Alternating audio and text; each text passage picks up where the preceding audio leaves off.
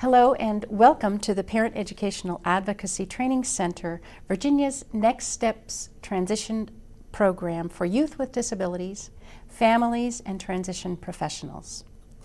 We'd like to thank our partners, Virginia Commonwealth University Rehabilitation Research Training Center.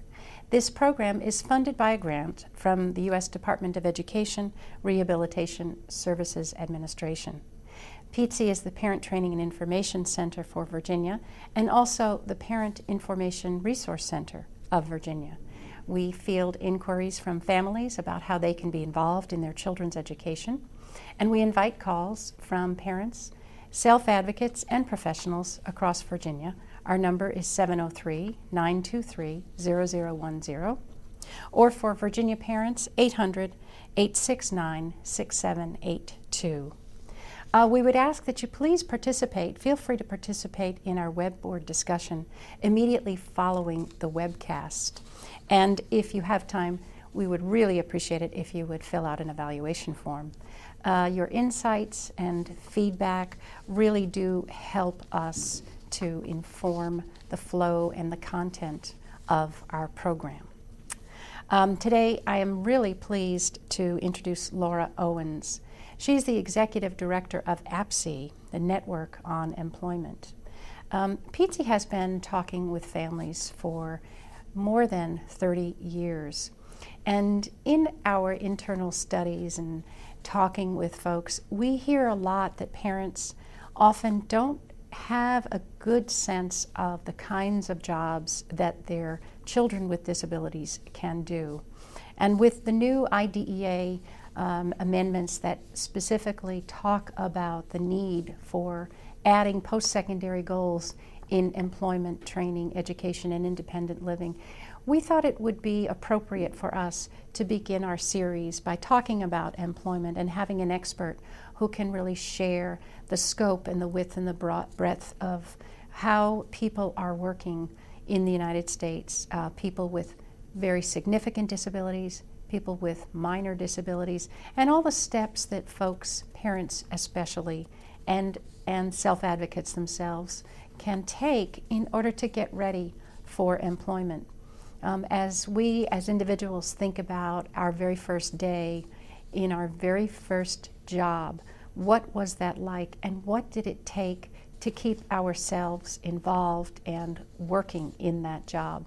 So for a young person with a disability, their first time thinking about a job for that very first time, we really want them to be prepared so that they really know what to expect and how to sustain themselves. Laura will be providing an overview of employment, and I am really pleased to introduce her now.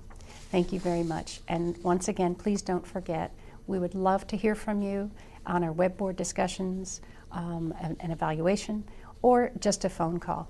Thank you. Laura? Thank you, Kathy. I appreciate the introduction, and I'm honored to be here to present to your group my first presentation as the Executive Director of APSE, the Network on Employment, talking to you today about integrated employment and the importance of integrated employment. My first question is just a rhetorical question: why is work important? And work is important for a variety of reasons. One, it helps us live and survive. Two, it gives us a sense of value. And three, it's what people do. It's what we do when we ask somebody, when we first meet them, what do you do for a living? It's critically important to be able to answer that question so that people can see you as a valuable contributing member to your community. And what I don't hear from young adults with disabilities when I work with them in the schools is this quote, that I want to work in a segregated work environment, making $4 a day for 8 hours of work, riding the disabled van for 2 hours one way, and staying there for 30 years without any type of retirement or vacation benefit package. What young adults are saying is they want to work, they want to contribute, and they want to earn a living. Because of this, we have a lot of major public policies and recent legislation that really focus on integrated employment and helping us move forward folks with disabilities who want to work in the community. We have the Rehabilitation Act of 1973, which has been amended several times to really promote integration in the workplace. Clearly, the Individuals with Disabilities Education Act that was reauthorized in 2004 that makes it very strong point about transition to employment and particularly integrated employment. The Americans with Disabilities Act that was again just reauthorized is something that's critical, that helps employers see the benefit of hiring folks with disabilities. And then the Workforce Investment Act of 1998 and the new Ticket to Work and Work Incentives Improvement Act of 1999 are critical pieces of legislation and public policy that really help individuals with disabilities who want to work, continue to work in the community. One of the things that's really critical for young adults who are graduating from high school or leaving high school to understand, and family members, is the idea that they're leaving one system, which is an entitlement system, into a system that is based on eligibility. It's the key difference and one of the biggest barriers that individuals face when they graduate from high school.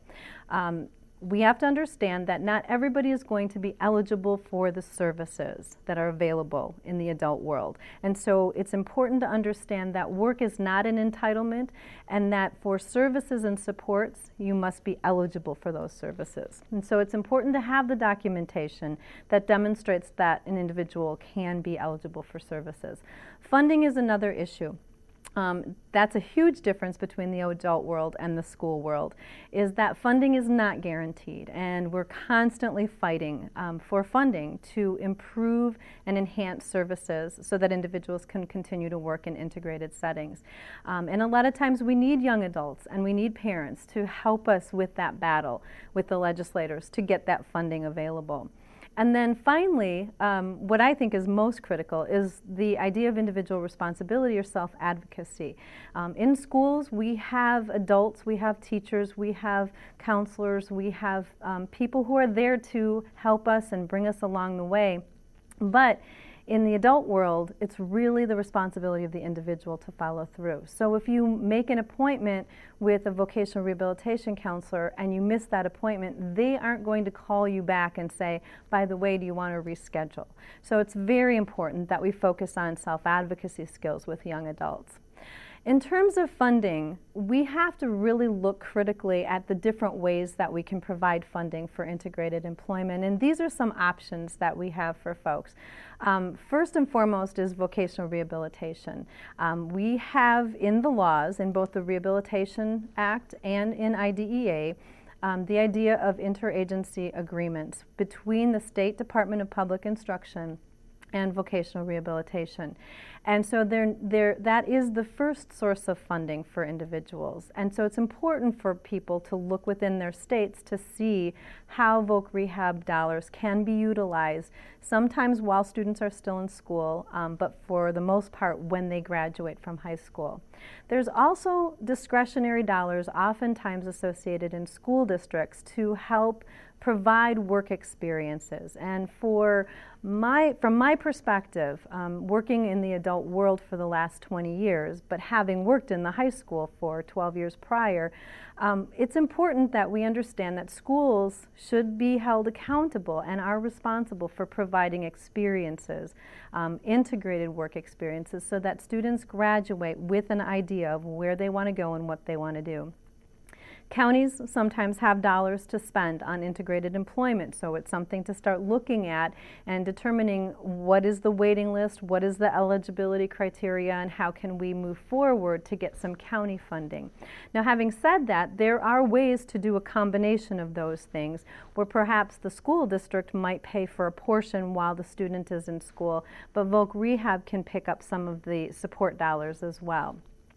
Social Security work incentives are a tool that a lot of times we don't use very well because we don't like to screw around with our Social Security or our SSI. But a PASS, a Plan for Achieving Self-Support, an IRWI, an impairment-related work expense, or the Ticket to Work are all incentives that Social Security provides so that a person can still earn their benefits or still maintain their Title XIX insurance and then be able to pay for the supports using their SSI or their SSDI checks. Private pay is another option. Some families have that available to them where they might be able to go out and find a provider and be able to pay privately for that service. And again, you can use a combination. You might start out with voc rehab dollars, move into some work incentives, and then a little bit of private pay. So it's very important to be creative, to not use funding as a reason that an individual can't be working in the community. One of the things that we know with regard to individual accountability is that the whole idea of readiness, that you must be ready to work in the community, in an integrated environment, doesn't work. We know that individuals with disabilities learn to do jobs, they learn to work, they learn the social skills needed by actually doing the job, just like the rest of us. So the idea that you have to first start out in a segregated setting and then earn your way into an integrated setting is something that we need to move beyond. We also know in our current knowledge base is that evidence-based practices are really not being implemented. The idea of using natural supports, the idea of customizing employment, going into businesses, identifying their needs, and then making sure that the job matches the skills and interests primarily of that individual are not implemented to the fullest extent. We also know that research and development strategies continue to evolve, and so we are continually trying to make people aware that there are a variety of opportunities and a variety of options, and that there are different ways to support people with disabilities as well as employers in this area. And then finally, individuals with disabilities and their families tend to have higher expectations for integrated employment than at any other time. And that's based on research, but it's also based on my personal experience. So what we need to focus on is sort of shifting our focus a little bit. Traditionally, and what we still tend to fall back to because I think we're comfortable with it, is we look at a top-down model of planning for transition from school to employment. And what that means is that we look at what other people say about that individual, and then we sort of build a plan based on what parents say this individual wants. It's also very deficit driven. It's very much based on exclusion because we still sort of fall back on that readiness model, that somebody needs to be ready to be able to work in the community. And we also fall back into the realistic model of we have to be realistic. You have a disability, so therefore you can't possibly do this kind of job. And some of the examples I'm going to give you in a little bit will demonstrate that people who want to work and have interests will rise to the occasion if we provide those opportunities for them. Traditionally, we've done sort of a blueprint planning. We've said, here's what we need to do, here's the paperwork we need to complete, here's what we need to follow, and then we can't deviate from there. So if at 16 I'm interested in dishwashing, but now at 18 I'm interested in maybe going on to post-secondary education so that I can get a job in an insurance firm, that's not possible because the blueprint was set back when I was 14 or 15. And then finally, programs are designed, and then individuals with disabilities have to fit into those programs. And that's kind of what we have had in the past, and we sort of cling to that. What we need to do is move to a more person-centered planning, where the individual is in charge, because ultimately in the adult world, the individual is in charge. The focus has to be on their strengths and what that person wants to do, because truly, we can teach people to do anything as long as they're interested in doing it. It needs to be interactive, and that individual with a disability needs to be center, and they need to be the one directing the planning meeting. They need to be the one saying, here's what I want now, and then next year that may change based on experiences that they had. They may have had an experience doing dishwashing and realize that's not what they want to do. Supports need to be designed for the individual, so rather than fitting that person into a situation, we need to figure out what supports are available to make that person successful. And most importantly, the individual has to have a voice. Regardless of the severity of the disability, there are very creative ways. I've worked with students who have put together PowerPoint presentations and just pointed to the PowerPoint presentation during their IEP meeting that's focusing on transitioning. So it's very important that the individual has a voice. We have to understand that public schools are truly the foundation for school to work opportunities. That in school we should be providing a plethora of information and experiences to young adults. And there might be times when they really like something, and there might be times when they really don't. And we have to help them see beyond that idea of you have to be ready and you have to be realistic. There have been many young adults with whom I've worked who have had interests that people say there's no way they're ever going to be able to get a job in that area. But because they're interested in it, because they want that for themselves, they work diligently and have been successful in those fields. And I will be giving you some examples of that as well. We need to make sure that there is a connection, because right now there is a disconnect between the business community and the educational community, that we are preparing young adults with the marketable skills that are needed. We know we have moved into the 21st century and technology is critical in business. So we should be helping young adults learn technology skills to the best of their ability that they can then transfer into those different businesses. We need to look at the core skills that certain industries are looking for and then teach those core skills to young adults so that they have a variety of opportunities once they leave high school. We also need to provide updated information to young adults and parents regarding the services that are available. We should not be looking at just one outcome for students. We need to be looking at a variety of places that young adults can actually interview and go take a tour and say, nope, this is not the agency that would be helpful for me. This agency would be more helpful. So what are the services? How can we pull together and have a plan so when this young adult graduates, we have a clear idea of who's going to be able to support them, what funding can be used, and we may need to use a combination of that funding to make sure that they're successful. And then again, going back to the individual accountability, which is critical, and parents need to help with this as much as possible, helping young adults advocate for the services that they need.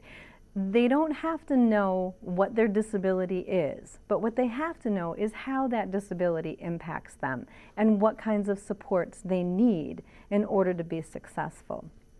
These next few slides, what I've done is I've just kind of highlighted some of the things that we can focus on from early childhood all the way to adulthood so that people can see that it's not just something that starts under the law at age 16, that actually we should be working on employment-related skills with young adults, just like we do with anybody else, early on. So in the awareness stage, from kindergarten to about grades 4 or 5, we need to be talking about the different kinds of jobs. We need to be talking about where mom and dad works. We need to be talking about preparing for career day and who's coming in to talk for career day. It's critically important, and again, it doesn't matter what type of disability a person has, that they have household chores, that they're responsible for cleaning up their room or taking their plate to the counter, sorting laundry, setting the table, just anything that can show some work ethic and work responsibility. Taking opportunities within the neighborhood. Maybe babysitting, maybe cutting the lawn, maybe shoveling the snow, but getting involved in the community so that people can actually see that this young adult, regardless of the fact that they have a disability, can in fact work and has a work ethic. The other thing is really focusing on this awareness of employment, that they can make their own choices and decisions. That whole idea of responsibilities, what to wear to school, what classes to take a certain elective class versus another elective class. Those decision-making and choice-making skills are critical for employment later on. And again, obviously basic academics and sharing hopes and dreams. What is it that they want to do? What I wanted to do when I was 10 is very different than what I'm doing now. And that's going to be true for a young adult with a disability. And then practicing. What kinds of supports do I need? Who do I need to help me to get to where I want? As you move into grades 6 through 8, middle school years, things can get a little more focused. So having students volunteer in the community, in religious organizations, in their neighborhood organizations, having them volunteer within the school, having them be an office monitor or a lunchroom attendant. Having students job shadow so that they can see all of the variety of jobs that are available. And do that with friends, not just in school. Do that at home with family members. Have them take a look and see what kinds of jobs are out there, because it doesn't all just have to revolve around food and filth. It doesn't have to just be cleaning and food service, where there is high turnover, but there's a lot of other opportunities in other areas where there's high turnover as well. They should start connecting with the community organizations, the one-stop job centers, the career centers, the library, finding out about different career options, possibly even taking some interest inventories, going through some video selections so that they have an idea of what work is all about. And then actually touring businesses and talking to employers and finding out what they're looking for when they're hiring somebody. Identifying their interests and skills. Sometimes hobbies can turn into viable work options. So if you're really interested in movies, then maybe taking a tour of a Blockbuster, or if you have a Netflix facility in your area, or a movie theater, just taking a tour of those places, seeing what kinds of jobs are available, and then maybe those could turn into opportunities later on. Again, developing higher level academic skills, so the reading, writing, and math is important early on, but then public speaking, eye contact, writing skills, computer skills, those kinds of technology skills are really important to start focusing in on in middle school. Learning about, again, more of the accommodations that they may need to be successful and why they need those accommodations. To be able to say, it would be helpful if you write this information down for me first, and then I'll be able to figure out how to do the job, and being able to explain that to an employer or to a teacher. To begin a career portfolio, to now have an actual portfolio where you have letters of recommendation from teachers, letters of recommendations from work experiences, career research findings, practice interviews, resumes, job applications. And then finally in high school, that's where things get narrowed down even further. Continue taking courses in their area of interest. Practice completing job applications, refining that resume, identifying people in classes that can help the individual. Maybe they have a family member who works for a particular business. Maybe they have some friend who works for a particular business that they can get involved in. Taking classes that relate to their career options. If they're interested in a particular area, if they're interested in working in the hospital industry, for example, or healthcare, then taking a health class. And if there's an advanced health class, taking an advanced one. Making copies of any work-related documents, having that handy in your career portfolio, Social Security card, birth certificate, work permit, having all of that right there so that when the time comes when you have a job, you have it right there at your fingertips. Generally, 4 semesters out of prior to graduation, you should fill out an application for vocational rehabilitation services. This is the interagency agreement, and sometimes it can be done earlier because VR services are individually based.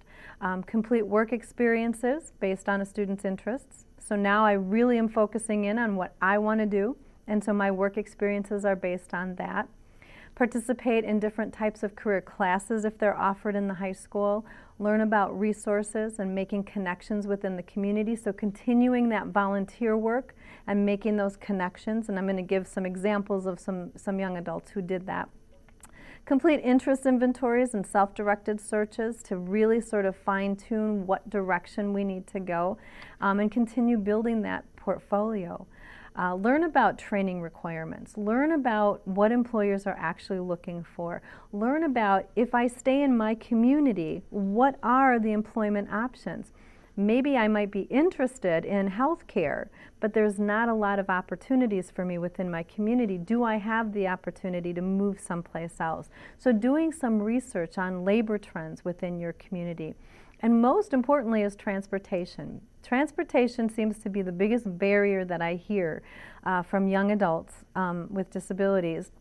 So should I get my driver's license? How can I get from place to place? Is there public transportation? Is there paratransit?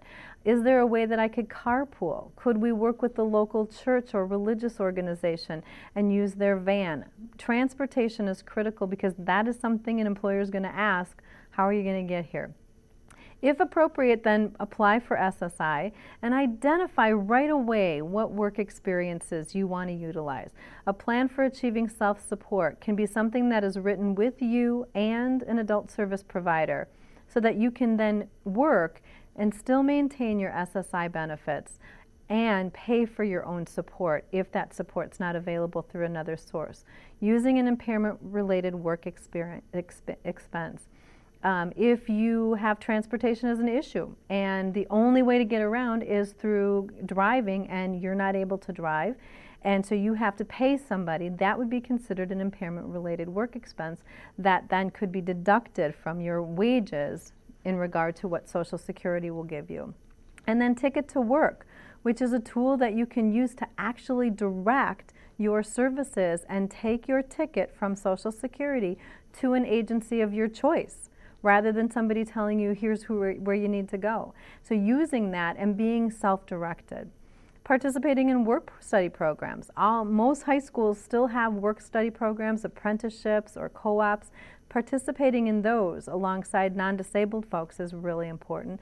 And then participating in paid work experiences and getting that letter of reference from each one of those experiences to continue to revise that portfolio. What I want to talk about now real quickly is the idea of sheltered workshops versus integrated employment. What I still hear around the country is that we still are sort of moving young adults, particularly young adults with more significant disabilities, into sheltered or segregated facilities. And I wanted to highlight the reason why this is not the best option for many folks. It may be for some, but for most folks it's not. What I call it is the train, place, and pray approach, and that's not something that I came up with. It's something that we've said for years. But what typically happens is that we train people in segregated environments, in a sheltered workshop, to do some type of job. And typically it's a job that's not available in the community. And then we find them a job that isn't related to the work that they had done in the shelter workshop, and then we pray that they are able to maintain that job. The challenge and the issue with shelter workshops is that the placement rate beyond the shelter workshop is only about 12%. And so most folks, once they end up in a sheltered workshop, will remain in that sheltered workshop. The average hours of work are 30 to 40 hours every single day, no vacations, no benefits, and the average wage is about $1.54 an hour. So clearly not a living wage. It's something to do, someplace to go, but I'm not sure that that's what young adults with disabilities are wanting anymore. The goal for a sheltered workshop or segregated facility is to prepare people to work in the community, but the problem is that that often doesn't translate into work in the community. One of the pros is that it does provide door-to-door transportation, but we live in a world where we all want to take risks, and young adults with disabilities are no different than the rest of us, and they want to take risks too, and they want to contribute to their communities. The cons that I've heard, and these are actually things that folks with disabilities have said to me about working in a shelter workshop once they've worked in the community, is that the jobs are boring and repetitive. A lot of times we make assumptions and we say, well, these are boring and repetitive jobs, so therefore people with disabilities should want to do them. But people with disabilities don't necessarily want to have boring and repetitive jobs. They also don't want low pay and no benefits. We have some very savvy young adults with disabilities who want to work, who want to earn a living wage, and want to earn benefits. There's a very low chance of transferring any of the skills learned in the shelter workshop because we know that people with disabilities tend to have a difficult time generalizing skills from one environment to another. And most importantly, it is not the least restrictive environment, and that's what we've been fighting for in education. So that's what we need for adults as well. We need folks to be alongside their non-disabled peers. So what I recommend, clearly, from my work as a teacher as well as work in the adult world, is integrated employment options.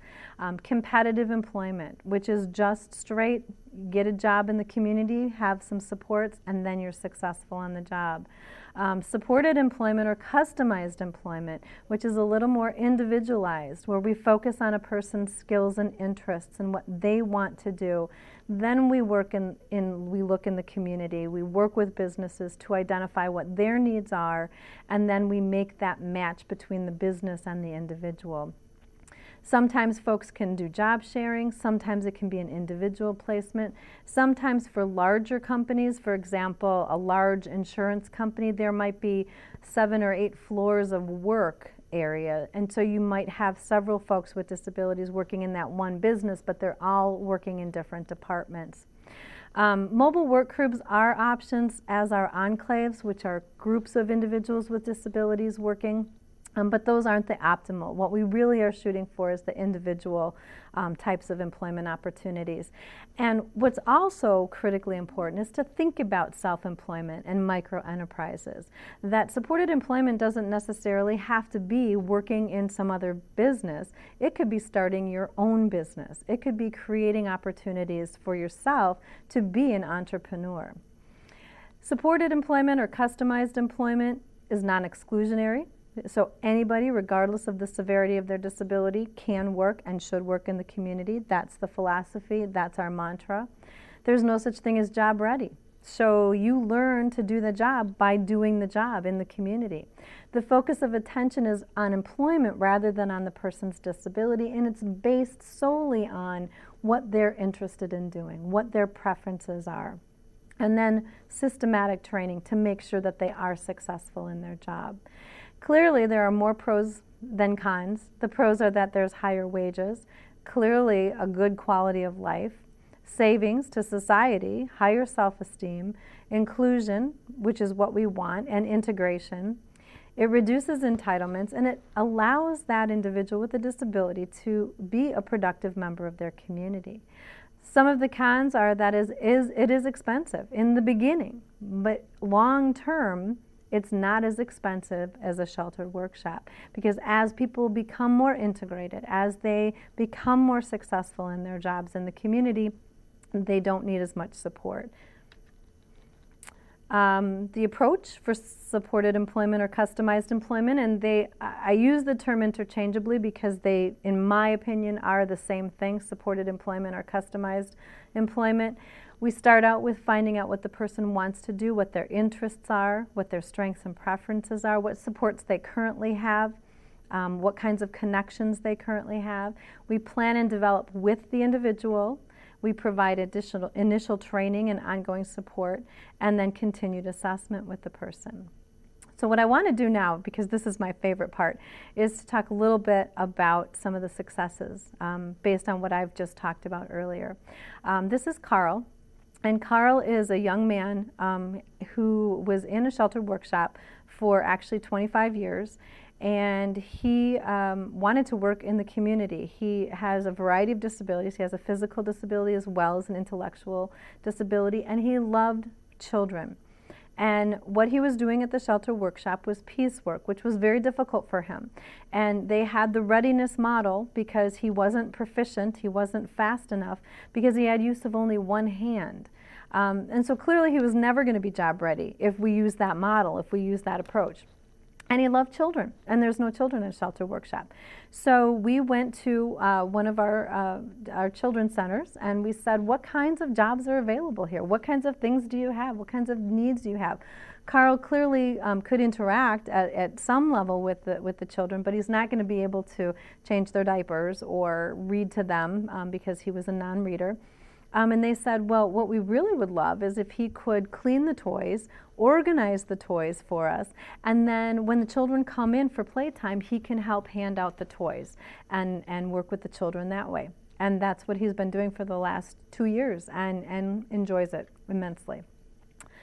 This is a young man who is actually still in high school, and he was slated to work in a sheltered workshop. That's where his voc rehab counselor told him it would be the best match for him because of his intellectual disabilities. And what was frustrating is that he went there and walked out because he knew this wasn't something he wanted to do. He wanted to dress up. That was what he really wanted to do. Whatever job it was, it didn't matter, but he wanted to be able to wear a tie. He wanted to dress up. So we worked with him, we worked with his family, we made some connections, and he is currently working at a local credit union where he is putting their statements together. He's now working with their loan officers to do the paperwork for once the loan has been approved, he does all the filing for them. We've accommodated for him because he is also a non-reader. But we've been able to make sure that he is successful by making accommodations so that things are color-coded or things are put in a certain order for him, and he wears a tie every day to work. This is a young man who is currently still in high school, a young man with autism who really was very much a bodily kinesthetic learner, and he was working within the school. And you can see from this photo, I think you can see that he's actually working in the school warehouse. And so he's moving boxes and taking things to and from the warehouse. He's following the directions that are given to him that are picture coded so that he can follow what he needs to do, and he checks off what he needs to do when he's finished. And he is responsible for moving the different items from the different pallets into the warehouse. This is one of my favorite stories. Jay, who works at Best Buy, and Best Buy actually just won an award with our organization because of the work that they had done. Jay is 24 years old, and when I met him because I had to buy something at Best Buy, and he was there and asked if I could be helped in some way. And his language was a little challenging to understand, but I could figure it out. And I started talking to him, and it turns out that he had no transition planning, that when he graduated from high school, that there was nothing for him, and he wanted to work. And so he lives in Virginia and close to a strip mall where he went every single day and applied for jobs along that strip mall. And there was everything from grocery stores to a movie theater to a pet store to a grocery store, a Target store, and Best Buy. And what would happen is he would drive his electric wheelchair around the mall and end up at Best Buy, and his battery was dead. So he would ask the general manager to charge up his battery. And they did. And while he was there, he would sit and he would kind of observe and sit in the home theater department and watch movies and talk to people. Well, after 2 years of doing this, the general manager came up and said, you know, you're here almost every single day. Why aren't you working for me? And Jay said, why aren't I working for you? And the general manager said, come back here tomorrow at 12 o'clock and let's fill out an application and I'll have somebody work with you, because he has a physical disability and wouldn't be able to do the application on his own because it's all computerized. Well, Jay was there the next morning at 10 o'clock, and an associate was assigned to him to help him fill out the application and to take the honesty test. And they accommodated for him through that process, and he was hired on the spot.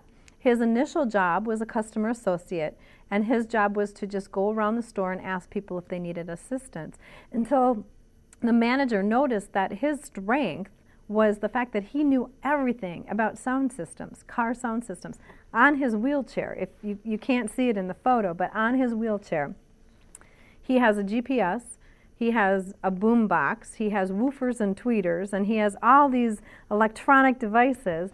And so he just knew all this stuff about electronics for cars. So they assigned him to that department. I observed him talking to customers, and it was amazing. Even though he has difficulty with his language skills, his verbal skills, customers were listening to him. They understood what he had to say. And because Jay has very limited fine motor skills, you can see he has his cell phone that he can just push a button to call somebody. But the other thing is that with Jay and Best Buy, they work together to adapt the system so that if Jay needs to look up a certain item to see if they have it in stock, he now pushes it with his nose and then can look it up on his own rather than having to wait for somebody else. And it does sound odd that he pushes all the buttons with his nose. I guess they tried a head stick and he didn't want to look too disabled, so he didn't want to wear the head stick. But he's very successful. He's been there for 3.5 years and he's moved up. Jessie is a young woman who wanted to work in the food industry. She lived close by to a Chancery, which is a local restaurant chain, and she has a visual impairment and an intellectual disability. And her job is to fill the salt and pepper shakers and put them out on all of the tables throughout the store to make sure that they're ready for the afternoon and evening rush. We had to make accommodations because of her visual impairment. The people supported her. The manager and the colleagues worked with her. And they will now set up her workspace, and she will come in. She knows exactly what to do, where to hang up her bag, where to hang up her coat. She knows which booth she works in, and she knows exactly where to start and how to finish her job.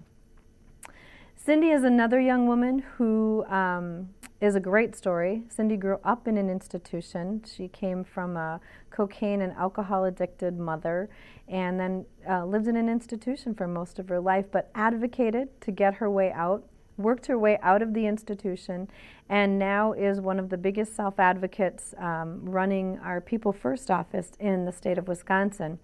And she is very successful, had no computer skills, had limited reading skills, but has worked diligently and now can email, can look things up on the web, does public speaking, and really has met her dream. Roger has a brother, Craig. Roger and Craig both have Fragile X syndrome. And Roger works, again, right out of high school, got a job at McDonald's because that's what he thought he wanted to do, and then said, I don't think I want to work in food service. It's too much pressure. It's too much. I don't want to do it. And now is working at a local warehouse where he fills orders, and he goes up and down the aisles, and the order is coded specifically for him so that he knows what he needs to do, and he has to check off which orders he's completed, and then he puts them in the final location. This one is my favorite story, and I hope I'm doing okay on time, but I think I am, because this is my favorite story. This is a young man who we worked with for about 10 years, so I've known him for quite a while. And ever since I met Tony, he wanted to work for the Brewers, which is our local, or our state baseball team. And of course, being the professionals that we were, we continued to tell him that's not realistic. You're not going to get a job with the Brewers. There's nothing for you to do with the baseball team. You can't work with the Brewers. And so he would get jobs very successfully, but then he would lose them because he would continue to tell us, I want a job with the Brewers. So ultimately, we finally got him his 5th job at a local YMCA, and he said, this is okay, I like this job, and I'll work hard to keep this job. And his job is to hand out the towels and to hand out the keys to the folks that come in. Well, it turns out one of the Brewers works out there and with his family. And Tony said, I know you. I know your statistics, and started reeling off all of his statistics. And of course, we said, Tony, you know, you're going to get fired. He just wants to go work out. Just leave him alone. And Tony continued, and every time he would come in, I know exactly who you are. You did a nice job at the game last night, and continued with this. And we were so afraid that he was going to lose his job. Well, it turns out that Tony made that relationship. He made that connection. And Tony is now working for the Brewers because the guy made this connection with Tony, who then called our organization and said, let's make this work. Let's figure out how to do it. So Tony's job is to work and to distribute, and we've made accommodations for Tony because of his disability. The tags were there, but his job is to help in the laundry, to distribute the laundry, and to clean after the games, to work on all of the Brewers' uniforms and to make sure that those are all set. So he is thrilled. This is a young man who was in high school, who started his own lawn care business because he liked to work outside. And again, he lived in an area that was sort of depressed, and there weren't a lot of opportunities for him, so he put together a little brochure and went out through his neighborhood and said, this is what I can do, here's how much it will cost. And it worked out well for him because he could create his own hours. He was not a morning person, and he was also not the kind of person who you could say works 9 to 5. And so he learned that if I want to really do this and it's really hot, I want to make sure that I get up early in the morning to do the lawn rather than waiting until the afternoon. So he learned his rather than somebody telling him he had to do it in the morning, he learned to do that. And he's grown from his neighborhood block to a 5-block radius where he has done his own business. So those are some success stories that I hope will give you some ideas of the possibilities for folks with disabilities. I think what's really important too is that the provider agency is somebody that works well with you and has that same optimistic attitude that this person can do anything they want to do. So choosing a provider, it's really important to understand how they transport folks. Do they have certification? What is their training? What is their staff turnover? Do they have any kind of accreditation? What kinds of supports do they provide to employers and to families? What types of disabilities do they serve? Because some providers are better in one disability area than the other. You might want to ask how many staff work there. How long does it take to get somebody a job? What is the average? I mean, they can't tell you for sure, but they can give you an average. Do they provide services before 9 a.m. and after 5 p.m.? And do they work weekends and holidays? Because businesses don't close down during those times, and that is often when people need people to work. So you have to be open to maybe working from 6 until 8 at night. How do they determine whether jobs are good matches? What happens if I lose my job? Are you there to help find another job? What makes you different than other agencies?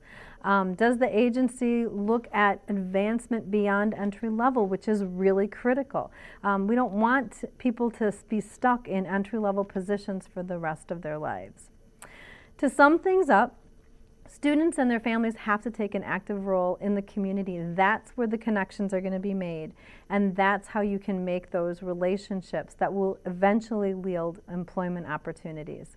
Students have to learn authentic community reference skills, so skills that are needed in the business community. So not just shredding paper, because there aren't a lot of shredding paper jobs out in the community, but really looking at advanced core skills that businesses are looking at. Services should be designed to support the person, not to change the person. All of the connections that an individual has, the adult service agencies, the funding agencies, should be established before a student graduates from high school. And ultimately, every student should graduate into paid employment. Even if they go on to post-secondary education, they should have some type of work experience that's paid. Transition planning should result in employment experiences that allow an individual to live and grow. It shouldn't be just sort of a dead-end job that this is where they're going to be for the rest of their life. The role of businesses has to emphasize and be encouraged. We need to continually work with businesses to find out what their needs are. And students should participate in post-secondary education, even if they have a job, so that they can enhance their skills and move forward. The final thought I have for you is one of my favorite quotes by Burnett. When you reach for the stars, you may not quite get one, but you won't come up with a handful of mud either. Then I leave you with some websites. Clearly, APSE, the Network on Employment, can help with your endeavors. The USBLN, Employment Support Institute at VCU, and there is a publication that I co-wrote with some folks called Opening Doors to Employment, which is through the Wisconsin Department of Public Instruction, and Opening Doors to Post-Secondary Education. So I thank you very much for your time, and I hope this was useful, and good luck.